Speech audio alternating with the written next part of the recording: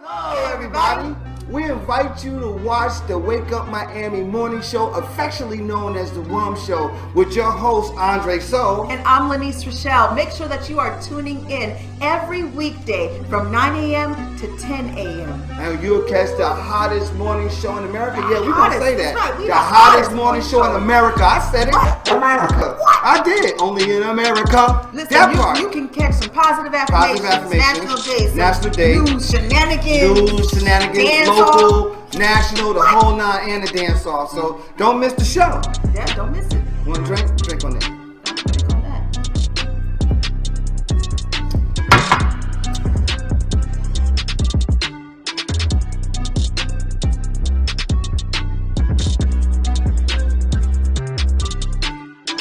That's what it is. So that's how we feel. So you make sure that you tune in. That's how we feel.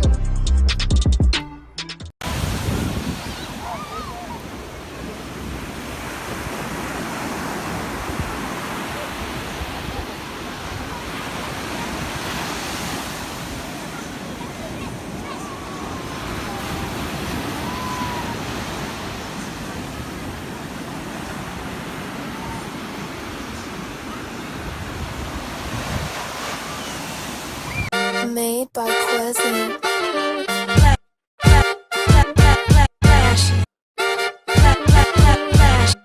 Miami Morning Show. You watching the wake up, the wake up, the wake up, the wake up, the wake up, the wake up, wake up. Miami Morning Show. You watching the wake up, the wake up, the wake up, the wake up, the wake up, the wake up, wake up. Miami Morning Show. You watching the wake up, the wake up, the wake up, the wake up, the wake up, the wake up, wake up. Miami Morning Show. You watching the wake up, the wake up, the wake up, the wake up, the wake up, the wake up, wake up. Miami Morning Show. You watch.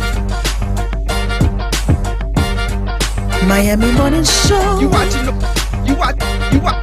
You watching the. Miami Morning Show. You watching the wake up, the wake up, the wake up, the wake up, the wake up, the wake up, wake up. Miami Morning Show. You watching the wake up, the wake up, the wake up, the wake up, the wake up, the wake up. Miami Morning Show. You watching the wake up, the wake up, the wake up, the wake up, the wake up, the wake up, wake up. Miami Morning Show. You watching the wake up, the wake up, the wake up, the wake up, the wake up, the wake up, wake up. Miami Morning Show.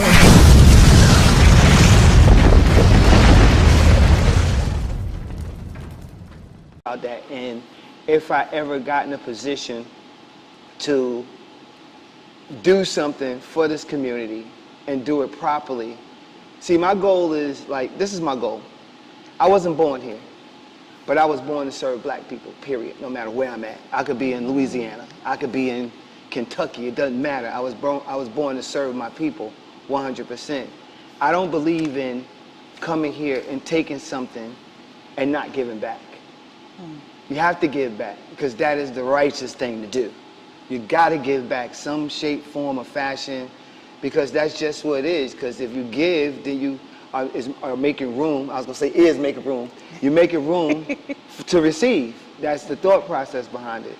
So when I come here, I offer, you know, I've been here since I was 13. I moved here in 1982. I couldn't stand this place. It was hot. From where? New Jersey. Jersey. Well, actually, we moved from Jersey because my mother worked for Eastern Airlines, right? So we moved from New Jersey to Atlanta. We lived in Atlanta for 4 years, and then she got this really good job down here, and she moved me down here, right? In 1982, I'll never forget it. Actually, I'm putting it in my book. And when I got here, I saw lizards running on the ground. I was like, oh no. I was like, Mommy, we're in the island somewhere. I didn't think that we were still in America. I did not think it at all, because we used to fly all over to the Caribbean. I was like, are we still in America? She was like, yeah. I was like, well, where are the squirrels at? They don't have squirrels down here. And back then, it used to rain like, whew. It used to really rain back then. And you would get these frogs on your window with the suction cups. So, you know, that's amazing, because even though we're very different ages, I was here at the same time, like when I was 12 and 13. That was traumatic for me. And came from Colorado. So I remember, Colorado Springs came here and had the same experience. What are these things? I was like, what is this? You know, it was just, it just caught me. And, you know, eventually, you know, I became used to it. I started marching for New Orleans. I went to New Orleans Middle, went to New Orleans High School, marched for New Orleans. And I was supposed to march for FAM. I actually made the FAM drum squad. I never got to go though because life got real at that moment. Okay. So we're gonna leave that there. All right. But I do want to say it is an honor and a privilege to have you guys. Absolutely. To have you. I'm not gonna say you guys because she's gonna be like, don't say you guys.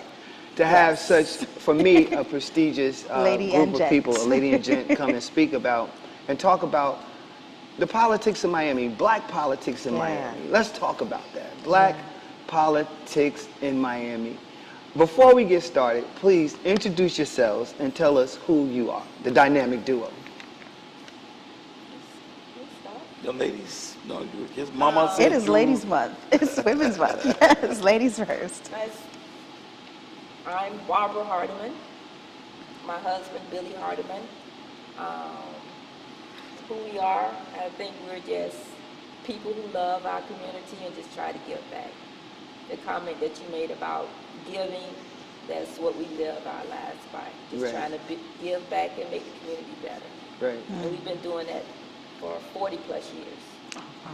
Together? Together. Together. 40 so okay, Yeah, here we go. Where did y'all first meet? How did y'all meet? Yes. Go ahead. No, you go ahead and finish. You do your introduction. Yeah, do your introduction. Tell us how y'all met. I want to hear this. We probably have a different idea of how we met, but Yeah, 40-year argument. I want to start with you know, my father. Bahamian. Is L.G. Hardiman from Cordele, Georgia. Okay. His wife is Ethel Hardiman, Cordele, Georgia. Country people. Right. Okay. They had 15 children. And Wow. I know it's a lot of y'all. I know it is. Children. I met Back quite in a the few. day, it was a I'm lot number of children. 5, Yeah. so I had 10 under me. Right. Of the first one to be born in Miami, the other 4 were born in Georgia. Okay. So that's how I began my beginning. Humble beginnings. Right. And where were you, in Liberty City? Or what would you? Well, when my parents first moved here, they settled in the Grove. Okay. Okay. Settled in the Grove, stayed in the Grove a few years, and moved to Liberty City. I remember moving to Liberty City. I went to elementary school in Liberty City from the first grade. Right. So I graduated from high school. Right. So That's interesting. and I was actually born in Hollywood, Florida. Okay. Grew up in Carver Ranches, which is now known as West Park. Right. Yes. I would say my household wasn't as functional as it could have been. Mm-hmm. And I always heard from my elders, get an education, get an education. Right. Yes, yes. So my way of getting out of the situation I was in was to get my GED when I was 15 years old and attend Miami-Dade Community College. And that's where I met him. At Miami. I went to Okay. Miami-Dade. So when you met her, what did you say when you saw her? What was in your mind? well, I was the president of the student union, the Black Students Union. Okay. And she was I was a journalist for the school newspaper. And my assignment was to go and do an interview about these radical students. Uh-huh. I went to go interview, saw him. To me, it was love at first sight. Oh. I never wrote the article, never wrote another story. Wow. Joined the Black Student Union, and from there, we just grew closer and closer together. What did he say to woo you? Oh Yes. my gosh. I just remember it was you know, when you're tall, dark, and handsome. That's right. Yes. I'm such an awe right now. Because I was president of the African Student Union there too. Oh, really? At the Wilson campus. Okay, yes. outstanding. Yeah, Okay, outstanding. I was. And I can't think of the lady's name. She was a black lady, had dreads. She was over the African American studies there. I can't think of her name, it escapes me right now. Yeah. But it'll come back. But yeah. Well, growing up in Miami, right? Growing Right. up, some of these first memories is like, I didn't realize we were poor. Right. Huge family. I didn't realize we were poor. Yeah. Right. So I went to work at a corner store. I'm about the 3rd grade. Worked all year. All summer had my mom save my money, hold my money. Come that time for school to start, I went to my mom, hey, money. She don't spend my money. I'm over in the corner, I'm mad. My brother walked up to me and said, what's wrong with you, man? I said, she spent my money. He said, you realize she bought food and had to pay rent. Yeah. You know, we poor. Right. What? For real, I'm like I didn't. And when he told me that, I felt deeply loved by mom. Yes. And since then, all my siblings call me the flower child because I would take her flowers. Right. And so that kind of shaped who I was, kind of young. Yeah. Finished high school, went to the Army, stationed in Atlanta. Right. Wow, Atlanta, look at that. Georgia, Right. for 3 years. Why About this tall. Why in Atlanta? He was that tall. Tall, dark, and handsome. Why in Atlanta? In Atlanta. I used to fly back to Miami 3 weekends a month through a military hop. Right. To Opelika Airport. Right. That's called a military hop. So I raised up here, left here, a regular Miami guy, just a Miami guy. I don't know how to say that. This been a fast city. During that time, there was the cocaine, cowboys era. Yeah. So I came back home once on one of those trips and tried to rob the dope man. You did? Yes. Okay. Me and my buddy, we tried to. Long story short, he got shot in the leg. Went down, police caught us. Went downtown. The guy who I was with just so happened his uncle was a city of Miami detective. Wow. And that's why I didn't go to prison and I was allowed to go back to the Army. Wow. But it changed me. Ooh, you got saved. It made me realize that, there's some good people. I consider myself a Right. good person. Right. There's some good people in prison. Right. So you got to get your head right. Right. So I ran into a guy by the name of Jose Williams. Jose Williams was a field lieutenant for Dr. King in Atlanta. Went to his church, and that's where I became politicized through. Politicized? Yes. Okay, I like that. Through Jose Williams. That's okay. Reverend Jose Outstanding. Williams in Atlanta. And when I got out of the Army, took that mindset, came to Miami-Dade, Black Student Union, and really learned my history, African history. And being from Miami, you didn't know who you are. Right, We're right, from Miami. I know where right. you're from. I learned my history. I learned who we are. That's why I love our people. Consider ourselves Pan-Africanists. Whether you... Pan-Africanists, total liberation and unification of all Africans. Y'all better go ahead. I never knew this. I never knew this. Yes, that's I love it. That's our foundation. In fact, I was excellent. We were running into some infighting with some of the other local activists here. And I'm like, couldn't figure out what it was. And then one of my difference said, Billy, you don't understand that there's a Bahamian Georgia boy fight. Right. What are you talking about? Right. I get it. He said, look at the commission. You got Dennis Moss, Bahamian, Betty Ferguson, Bahamian. Wow. I think of this, was it Roll? No, what the third one is that? No. And then he brought up Till? Not Till. Was Till Bahamian too? Burke was Georgia. His wife was Bahamian. Right. Till was not. That's why he got to So Miami, probably. I get it. So when he said that, I'm like, because I look at black people as Africans. Yeah. Right. I look at that's, Yeah. you Jamaican by accident. Right, Cuban right, by accident, right. You're my cousin. I don't care how we look at it. Yeah. So that's how we got politicized, Black Student Union, Right. and while we there, our faculty advisor. Was Carrie Meek. Carrie Meek was our faculty. Who else? She was your what? Faculty advisor. She advisor. worked at Miami Dade. Wow. She worked at Miami Dade. Whoa. This is so dope. I'm learning a lot today. Yes. And also her buddy was Miller Dawkins, Right. Commissioner Dawkins. And one of the first campaigns we ever worked on was in '79. I think it was Rapid Transit that Carrie Meek got us involved with, and we worked on her first campaign. So Yeah. she kind of got us into working on campaigns. That's outstanding. So that brings me to this question.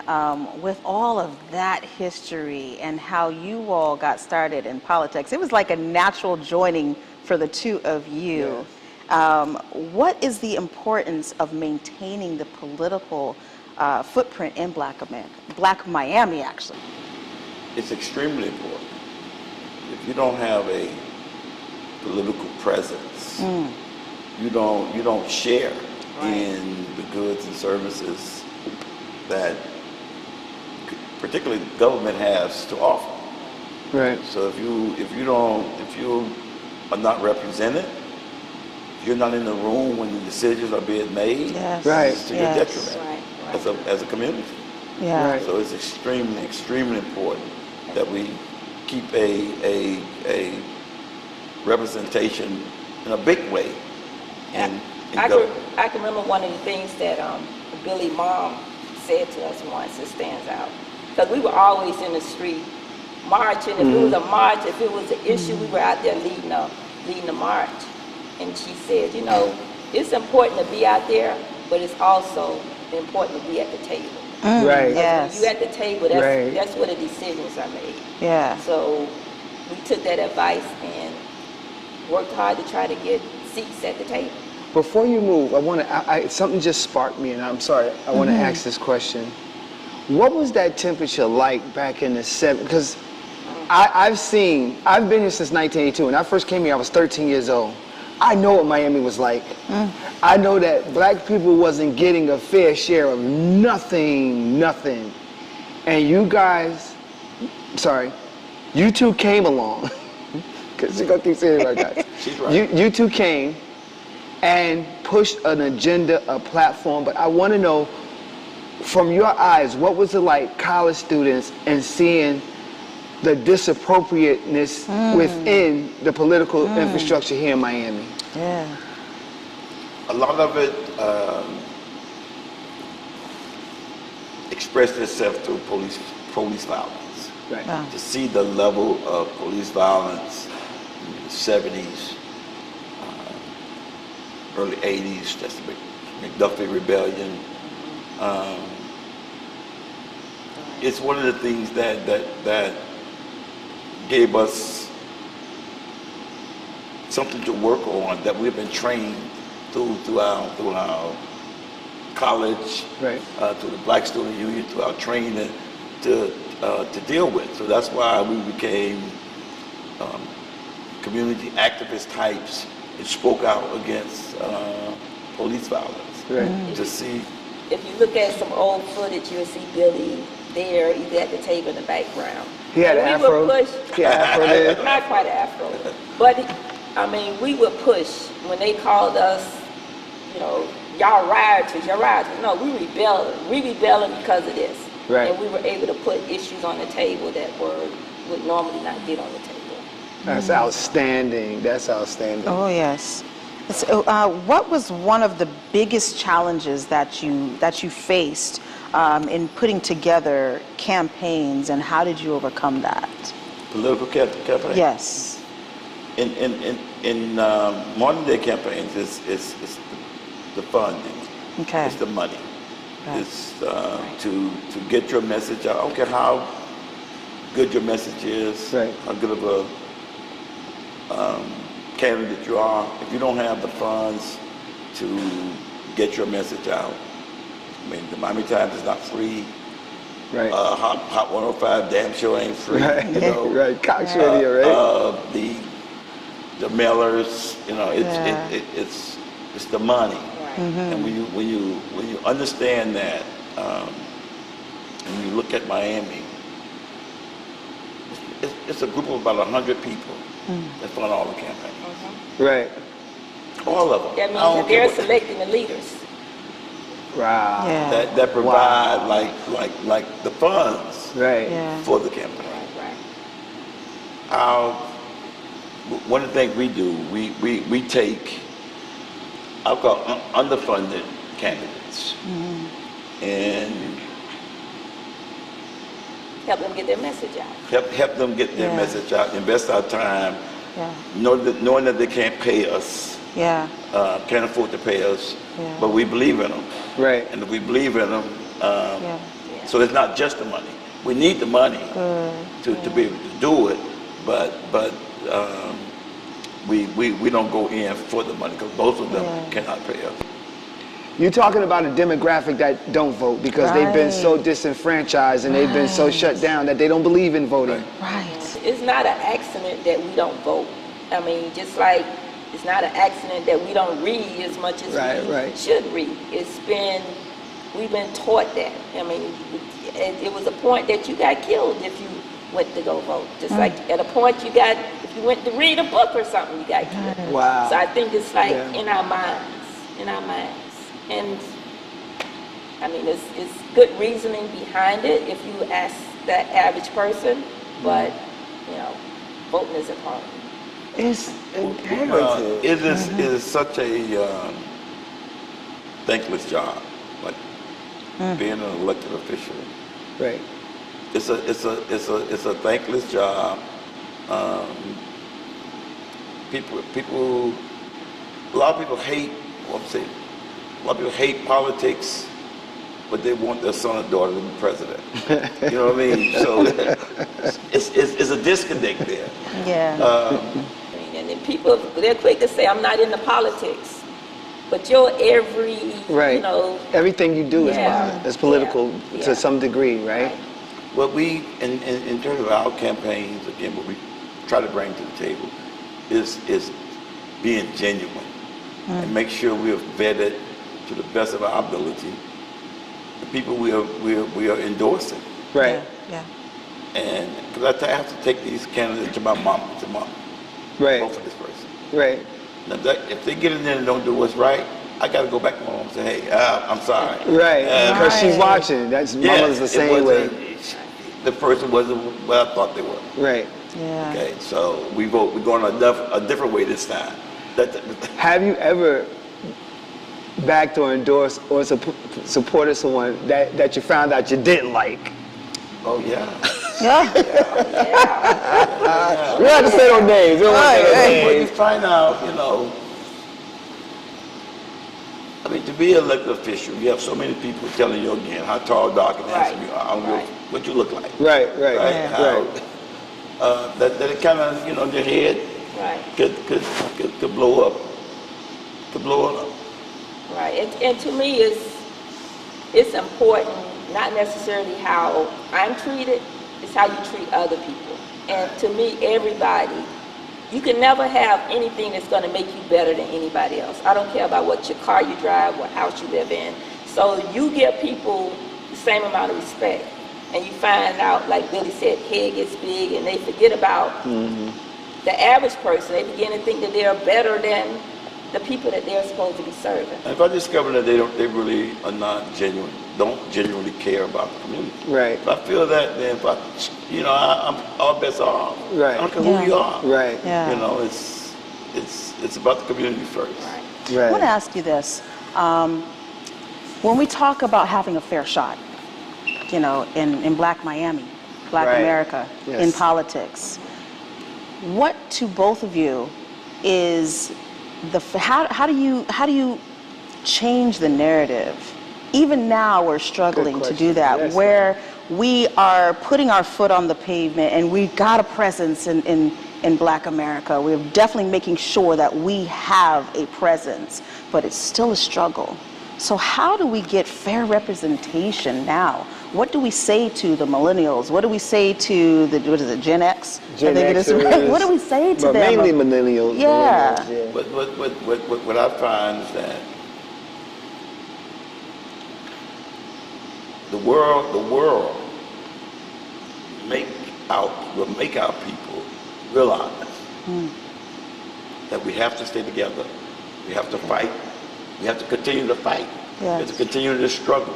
Every time we make any advances as a people, there's a backlash. Right. It's a huge backlash. The backlash we're experiencing right now against Obama, against the first African-American president, introduced Trump. Yeah. And what all that represents. Right. You know, it's white superiority. And every time we think we've made it, they let us know, oh no. Right. So we have no choice. It's our oppressors are going to make sure, it's going to make us so uncomfortable that we have nothing, we have to fight. We have to turn to each other and say, hey, we got to overcome this common enemy, this common objective. Right. So we chat a little bit, right? Yes. And have good living room conversation, right? So one of the things that we definitely said that I want to focus on, and you said it, Ms. Hardiman, is Black excellence. Talk a bit about Black excellence and what success means to you. Success to me is, I get a joy out of helping others. Yeah. I have a nonprofit at Moore Park that I've been working with for 22 years. Yeah. We have 150 kids enrolled. We service like 125, 130 kids a day. To see those kids be successful, to see those kids get exposed to things that they normally wouldn't not get exposed to. Right. I mean, we've taken hundreds of kids, every place you could think of in Florida, from the Keys, Right. they experience things that people come from all over the world to see. We've taken kids to Hong Kong, we've taken kids to space camp. We're getting ready to take 30 kids during spring break on college tour. And these are things we do annually. And like I said, we've been doing this for 20 plus years. Right. Yeah. So to me success to me is to be able to help the next generation. To groom and them. to see kids that have been in the program since elementary school, now middle school, Right. high school, right. college, Right. and paying it forward and coming back and contributing to the community. Yeah. That's success to me. Mr. Billy? I think it's the words, whoever said success is when opportunity, when preparation meets opportunity. Yes. Right. Okay, you gotta be prepared. You gotta, Yeah. you know, instill into young people to prepare yourself. You don't know when that moment's gonna come. Right. When it's gonna be the next man up or next woman up. Right. So you gotta prepare yourself. Right. And when that opportunity comes, you'll be successful if you're prepared. If you're not prepared, it's going to be a squandered opportunity. Right. So, Mr. Billy, you say you have to be ready so you don't got to get ready. That's right. That's what we say. That part. Stay ready. Yes. And what I think Billy and I show is that you don't have to take away from yourself in order to serve your community. Right. You know what I mean? Yes. Yes. Most people think that they have this image that if you give into your community, you got to be dang near homeless. Right. You know, you can't enjoy the finer things in life. Right. And we show as example that we can still, you know, eat what we want to eat, drive what we want to drive, Right. and still put our community at our top priority. At the highest. I think Yep. one of the things that absolutely turns me off about being a part of or latching onto anything that somebody is doing. You know, they could be doing something amazing and positive, but I get a little clouded and I'm really turned off when they're too boastful. You know, when it especially, there is a fine line, and, you know, correct me if I'm wrong or make a statement about this, but there's a fine line between pushing our Black agenda, right, and making sure that they know who we are, and being boastful about it. Am I right? Wearing it on your sleeve, that's what we call it. Yes. What do you call it? What? Wearing it on your sleeve. Wearing it on your sleeve. Yes. Yeah. I like that. Yeah. I like that. So, go ahead. No, and we have had the opportunity coming up in Black Student Union Right. to travel. I mean, we met. We hung out with Jesse Jackson, Stokely Carmichael.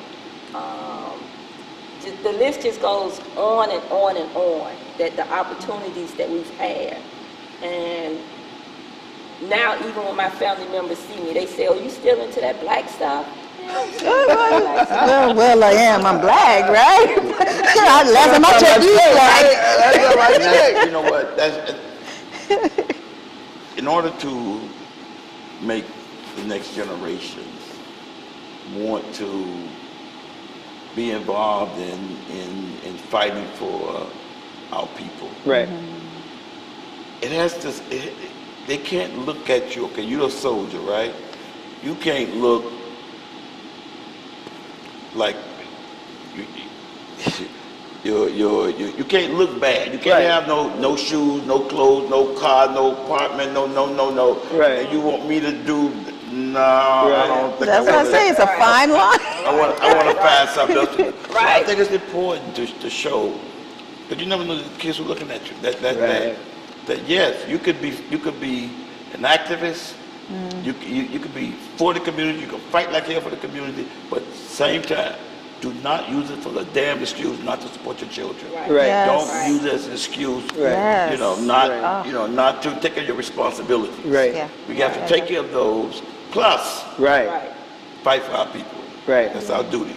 Now, on top of everything else, let's talk about this. The Hardeman regime, okay? I want to expound on this because I know in certain cases people try to make the Hardeman name or the Hardeman political machine look bad, right? And I think that there's a misconception. I think that other news outlets and other newspapers want to paint this picture because it gives them a form of control, and I am definitely about taking control over our narrative. So at this moment, because people are watching and they want to know, like, well, you know, he's not. No, we're going to talk about that too because we talked about it, and I want you to feel comfortable in talking about it. That's why we talked about it previously, right?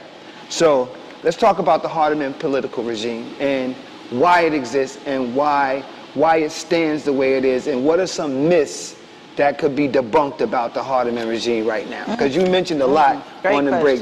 What are some myths that could be debunked? Some honest to goodness stuff. Well, when you say the Hardeman regime, you know, it's we've only had 2 elected Hardemans. Right. Not a dynasty, not my father, my son. None of it's been 2. Right. For two terms. Not one was elected for 1 term, and now the other one's going into his 3rd term. Right. So it hasn't been this long Kennedy's type thing. No. And you have folks want to say that particularly that I think the newspapers, the television reporters to a certain extent want to look at what Barbara and I have accomplished, and I look at that as helping wannabe candidates who otherwise would not have been elected if we did not invest our time, our treasure, our skills and these candidates, many were not the establishment candidates. Right. They didn't have the monies from the downtown lobbyists or the downtown business folk. their campaign, we were successful in getting people elected from the bottom up. Yeah. Right. And they don't like that. They want to be able to say that if you got the Miami Herald's endorsement, you're going to win. Right. Not you got the support of a Hardeman, you're going to win. So they want to tear that down. They want to tear down to say that, oh no, this is some gangster Gangster family. Right. And nothing could be farther from the truth. Right. As I said, we're a very humble family. So it's just. And you got siblings that are administrative. They work in certain areas and certain high areas of employment in Miami, serving the community. Yes, my family. Again, my oldest brother George, Vietnam veteran. My brother Walter, retired to the Miami Police officer. My sister April, retired Miami Police Department. My sister Carol, retired from the Parks Department. My sister Danette, retired from the corrections. And you retired. And I retired. My day job was the Solid Waste Department, 30 years. Okay, so we've all paid our work for everything that we've achieved. No one it's not been a free ride. We didn't own a house. Right. Coming up, we never, I never lived in a house that we owned. And so when they try to set us up as we're some type of gangster family that's getting over on the community, nothing could be. No, you just have a good recipe. Right, and it's a lot of it's just hard work. Yeah. We work hard. We all in. That's good. I'm so thankful that they have automatic payment on utility bills. Right. Hallelujah. I get so far in, I go home, my lights off, the water off, because I'm like focused on achieving. Remember, you used to have to go to the line and pay the bills at the pharmacy on 54. Remember that? You had to go there and pay the light bill? I remember that. Mr. Billy and Miss Hardeman, it seemed like to me, like, you guys are like my family. Like, they worked hard. They worked hard. Nobody was out. None of us come from perfect families, but for the majority, they worked hard. Like, your brothers and sisters and yourself didn't work a job for 5 years. Y'all worked a job and did the duration of the job. And that's why you're successful, if you ask me. You have the diligence, the wherewithal, and you have the knowledge to know better and know how to do things. So it's I want to important commend you. that our young black children see that kind of tenacious spirit. They see that, hey, especially being married. Right. You know, 40 some odd, man would say 40 some odd years. Yeah, my parents are married, what now? 40, your parents too, 47, Lord. 47 years. And it's look at me, I look foreign like I can't relate. 47 years. And it's a remarkable thing to be able to experience that, and for your children where they are in their own careers. Like, this is the picture, this is the image that our youth need to see. Right. Thank you. We wake up every once in a while and say, where did the 70s go? You know what? It's been such a, a joy. And that's, to serve our people, it's such a joy. And now to have grandchildren. Right. Right. Yeah. And to be able to say, they come and visit, say, go home, and they go right next door. Right. One set on this side, another set on this side. Right. It's just, it makes life wonderful. That's why we... Right. Billy said something a couple of weeks ago. He was like, we were doing something, we were involved in something. He's like, if it's not fun, we're not doing something right. Come on now. Come on now. It's got to be fun. It's got to be fun. We have fun. We laugh all the time. Sense of humor. He should have been a comedian. That's where I should have made my millions. This guy's like a natural comedian. But we've enjoyed it. And more than anything, we've enjoyed helping people. People call us all the time. and to be able to help things that are small to us means so much to them. Thank you. You want to see people do better. And one final thing on this argument piece, right? When anytime you want to stand up and fight for black people, Right. Yes, sir. you're gonna become a target. Yeah. And if you can't stand the heat, get your ass out of the heat. Come on now. Period, point, play, So, right. so Right. if you want to fight for our people, there been Dr. King took a bullet to the brain fighting for it. Yeah. Yeah. So a bad article, come on with it. I Right. can handle it. Right. You understand? Right. So once they realize that their monies, you don't need their monies, their newspaper, their endorsement to elect your own leaders. That's what they're upset. That's what they're upset. Powerless. They're They're powerless. Right. That's what they. That's It's not that they powerless. They don't want to see black people Right. unified Yeah. with any type of energy or power. They don't want to see that. We don't go around seeking any type of accolades. Yeah. Right. I don't. No, y'all, I you don't guys, want you to that's know why who I wanted to do am, this you know, interview, like- because Yeah. you would have a generation of kids not knowing who you guys are and what you did for this community. I They think that's- have to know that's that. something- They ought to know that. You know, I'm always quoting my father because he's incredible. And I'm a daddy's girl. No, but he did say, I do remember him saying, you know, Lynn, there is something that America is really afraid of. I said, what, Daddy? What's that? Black people waking up and banding together and knowing who they are. Yes. yes. Woo! Yes. Yes. Yeah, What? That's powerful. That's Yeah, powerful. yeah. I'm going to do this because I would say, normally I say Billy and Barbara. I'm going to say Barbara Thank and you. Billy Hardiman. Thank you so much. Thank you so much. So much. So much Thank for this you so interview. much. It has been a pleasure. Any parting words that you would like your community to know who's watching this, what would you say and what do you really want to say from the bottom of your hearts?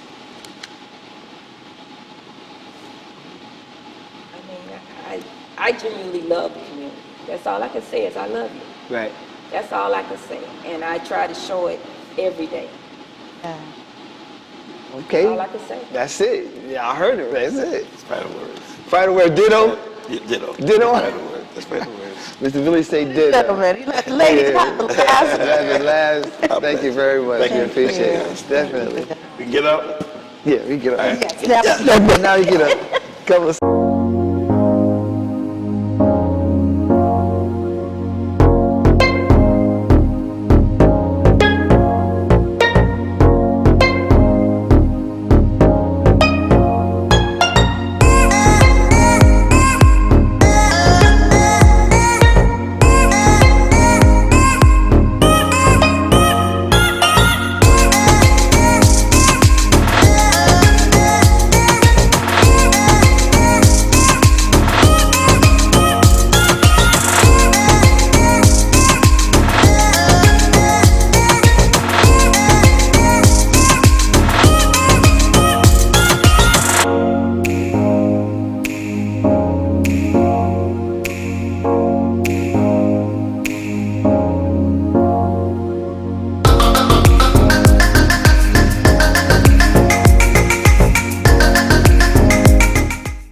Elite Natural Essence. 100% natural organic teas, skin, hair, and body care essentials.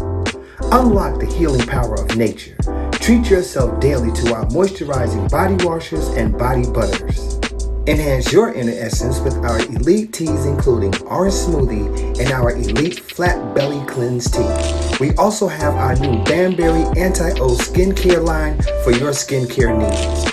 At Elite Natural Essence, we pride ourselves in providing superior quality essentials as well as enriching the lives of our community through education of natural and healthy living. Elite Natural Essence is now available on Walmart.com and the Walmart app nationwide, or visit our website www.elitenaturalessence.com. Free shipping on orders $75 or more when you enter the code ELITESHIP. Elite Natural Essence. Be beautiful, be elite. They don't want it.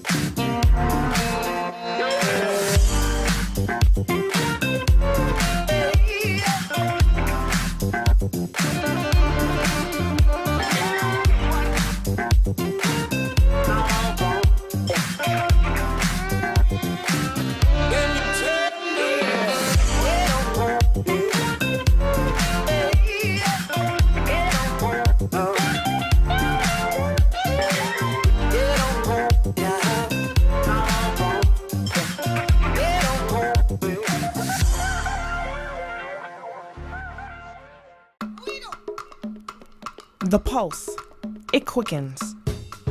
Sensations ignite. Cool water, hot spice, fast tempo. New cultures, new flavors, new you. You, undersea explorer. You, street artist. You, fearless adventurer. Salsa dancing to Latin beats, exploring history and heritage. Flying across a wild river of grass. Sense of time, it's lost. Sense of place, it takes over. But not any place, this place. Here, now, wow. Not the Miami you expected, but the Miami you found. Start your discovery now.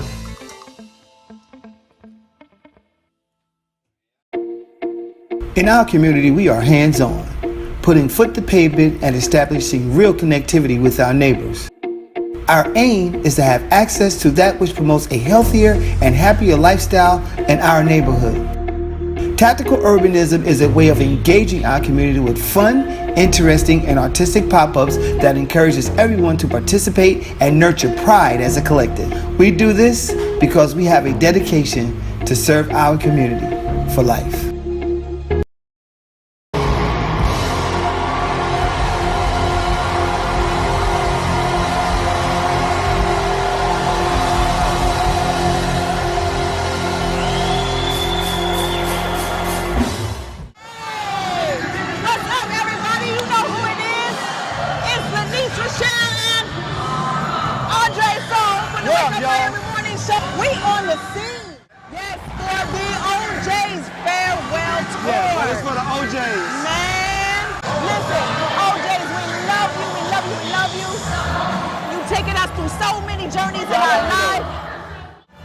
Check this out.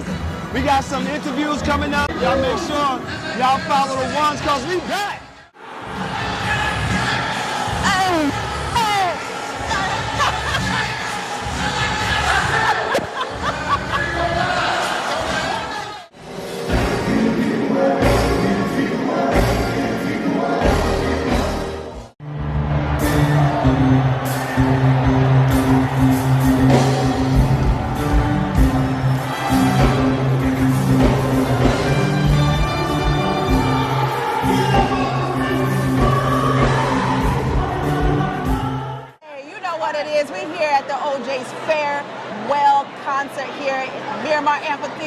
We have the pleasure of being standing with Big Lip. Tell us what you think about this concert. The concert is amazing. I'm here with my dad, my business partner, and listen, it's an amazing time. Bringing back to the old days that where, my daddy was playing all this music, and he told me it was strawberry tobacco, but it was weed, couldn't find out, but it's okay. Soul music. This is soul music right all now. Day. It's always a pleasure bumping into you. How the business going on? How that's business going, man? My restaurant is doing amazing. The Crazy Vegan. Go check it out, man. You don't have to be vegan to check it out because it's just amazing freaking food. So come by 645 West Highland Beach Boulevard. It's the Crazy Vegan with a K. Search us on social media, anything you have. Listen, amazing time. Wake Up Miami Morning Show gonna definitely pop Absolutely, up on we gonna pop up, man. Ain't no more Big Lip Bandit. We gonna see what Big Lip talking about. See what healthy food he got, and we about to get busy on this. Thank you. That's what it is. We'll be right back.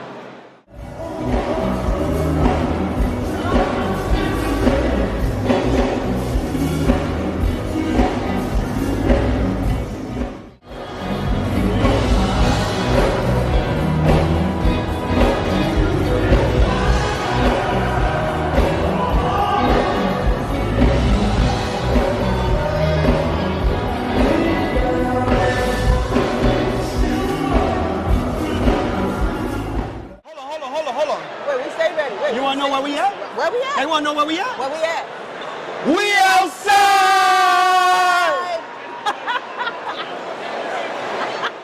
We are here at OJ's Farewell Concert here, Miramar Amphitheater at Regional Park. We have the pleasure of standing here with the mayor of Miramar. Thank you so much for putting on this event. This is big. Tell us about Well, you know, this was the vision. You know, when I conceived to build the amphitheater, I knew that we had the demographics and the community support to come and enjoy these type of events. You know, our residents in Miramar and the surrounding areas, we don't always want to go to Miami Beach, downtown Miami. We want to be able just to walk to a concert or a short drive to the concert. So we're in the Miramar Regional Park. This amphitheater, we've had so many Grammy award artists here, and it's just been a great. And the Manhattans and the OJs. That's old school game. Come on now. Right, that's incredible. This is our music, and it's a pleasure to be here. And thank you so much for allowing us to interview you in this moment. Thanks so much, and come back. We have so many more shows that's coming up. We got Kirk Franklin and Tamla Mann. We got some dance hall, and we got some artists I can't even share right now. Okay, all right, we're going to get it. Keep it secret. Wake Up Miami Morning Show, y'all. Wake Up Miami Morning Show.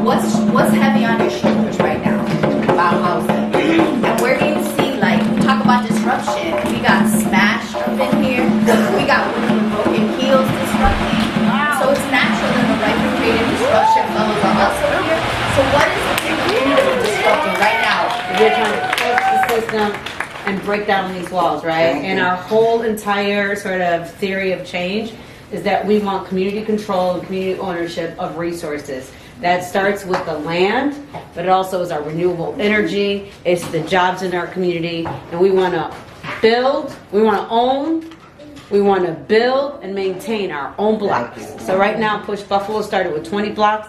We're in 40 blocks. We're in about 150 parcels of land. We're building affordable housing. The positive thing is that community-based organizations are rising up. We have Not for Self is a group of community-based organizers against development. In Dorchester, we have Reclaim Roxbury that's doing the same thing in Roxbury. Then you Keep It 100, JP. So folks are rising up and thinking about development in a different type of way. So that's a positive piece of it. We don't know if we could stop this development though. That's just keeping it what it is. What we are trying to do is making the development what we consider to be legal under the current fair housing regulations and laws. What weighs heavy on my heart is, what am I fighting for? You know, what are we fighting for with our neighbors? What are we trying to protect? Because with Ironbound, one of our biggest housing struggles has been around public housing and trying to maintain our public housing. There are 10,000 people on the waiting list for public housing.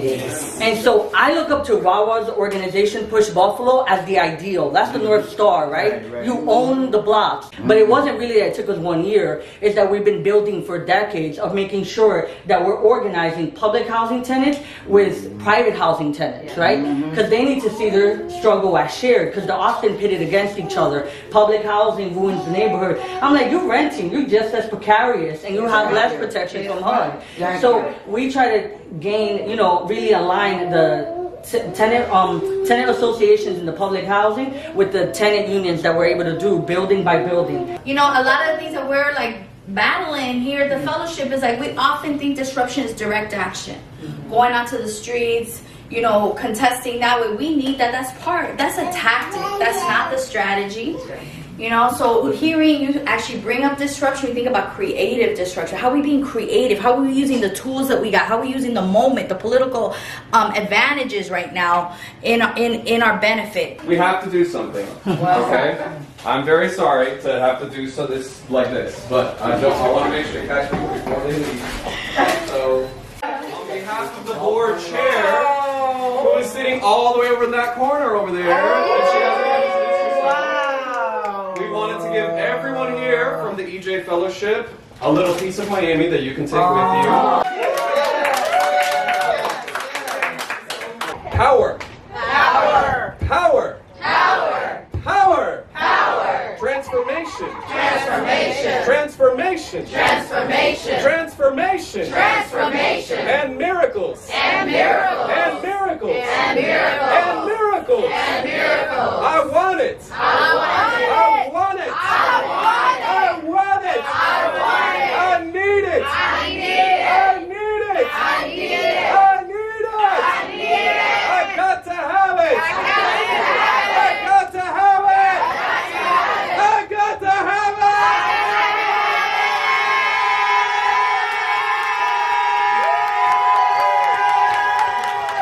it. Made by Quezzy.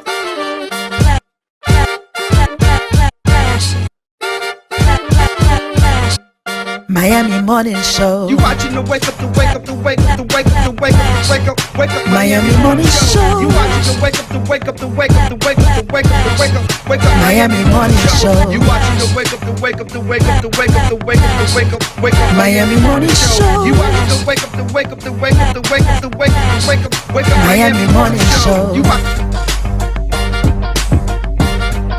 Miami Morning Show. You watching the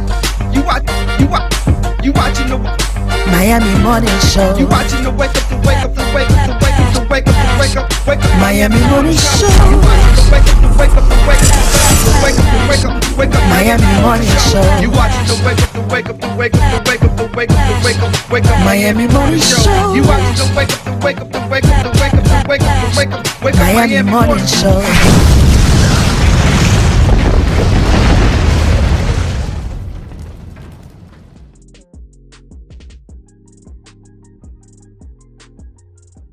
Hello, everybody.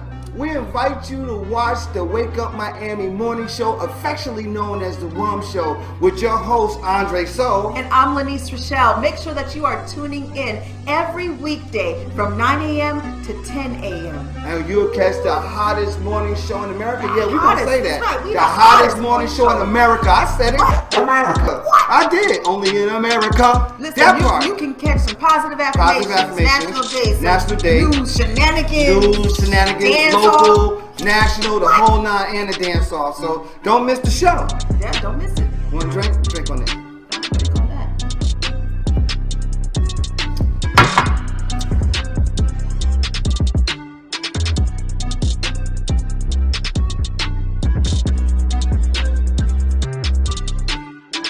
That's what it is. So that's how we feel.